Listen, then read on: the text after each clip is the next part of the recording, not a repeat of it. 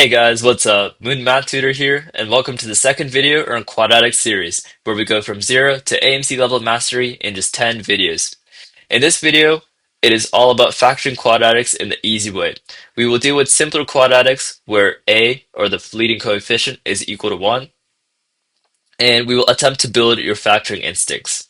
Use this video as a guide and do many practice problems with the method that I teach you. So let's get started. Means rewriting an expression, or in this case, a quadratic, as a product of two binomials. So for instance, consider the quadratic x squared plus 7x plus 12. Factoring this one would mean rewriting this as x plus 4 times x plus 3. So proof that this is equal to this, I'm just going to FOIL this one out really quickly, and it should give me x squared plus 3x plus 4x plus 12, which sure enough ends up being x squared plus 7x plus 12. So this would be the factored form. So let's look into how this method works. So keep in mind this only works for a is equal to 1, and not all quadratics are going to be factorable. So if you aren't able to factor a quadratic, you should just go use the quadratic formula or something else like that. But basically, if you have x squared plus bx plus c, you're really looking for two things. The first thing is two numbers that multiply to c, and the second thing is two numbers that add to b. That's really all there is to it, and then I will show you how this works in practice. So consider the quadratic x squared plus 5x plus 6. Here are my two conditions. Two numbers that multiply to 6, two numbers that add to 5.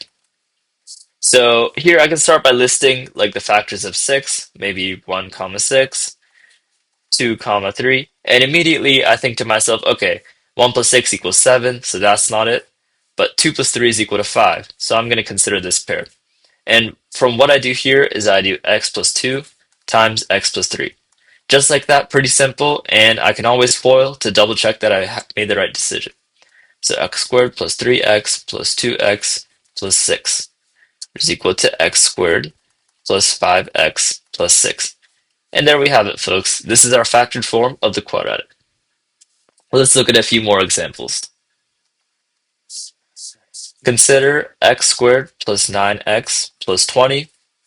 In this case, two numbers that multiply to 20 and two numbers that add to 9.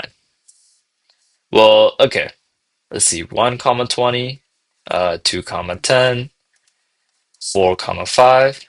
Okay, so 1 comma 20 adds to 21, 2 comma 10 adds to 12, and 4 comma 5 adds to 9. So I'm going to check this one out. X plus 4 times x plus 5. Foiling this one out gives us x squared plus 5x plus 4x plus 20, which is equal to x squared plus 9x plus 20. And that's what we started with.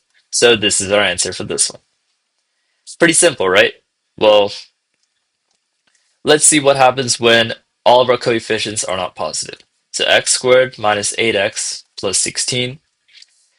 Okay, in this case, two numbers that multiply to 16 and two numbers that add to negative 8 this time. So we got to be careful. So because I'm looking for numbers that add to something that's negative,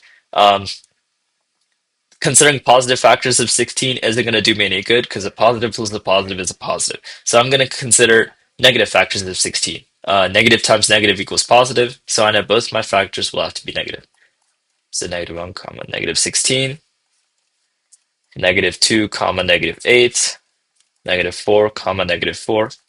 Okay, so this is negative 17, this is negative 10, and this is negative 8. So I'm going to try this one out.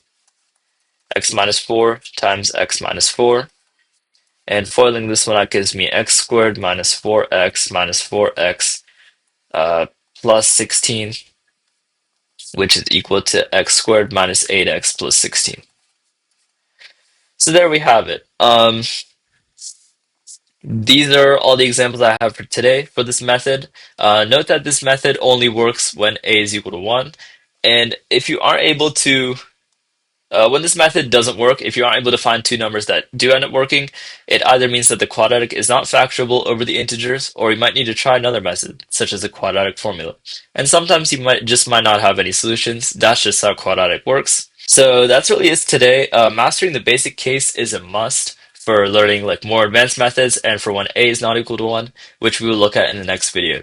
So make sure you fully understand this method. Rewatch the video a couple times if you need to, and also try out some practice problems, which you can find online, or if you're taking any classes and your teacher gives you work, make sure to try these methods out.